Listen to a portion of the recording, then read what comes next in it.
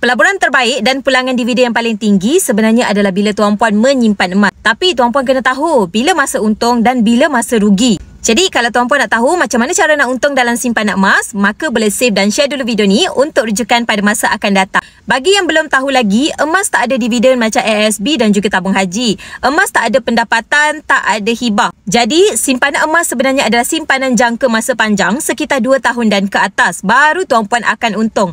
Kerana bila tuan-puan nak jual emas nanti, akan berlaku selisih harga, iaitu perbezaan harga beli dan juga harga jual. Kita panggil sebagai spread. Dekat public gold, spread yang paling rendah adalah sekitar 6 hingga 9%.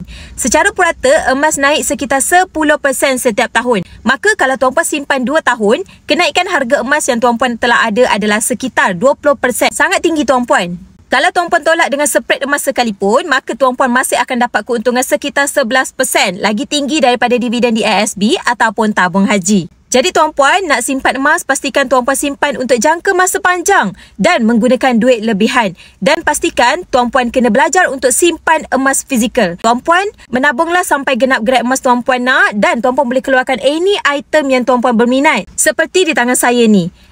Dah tahu kan? Jadi kalau tuan-puan nak belajar simpan emas dengan cara yang mudah, murah dan juga patuh syariah, maka boleh terus rujuk pin di video TikTok saya ataupun terus klik link di bio untuk saya guide tuan-puan dalam simpanan emas bersama dengan Public Gold.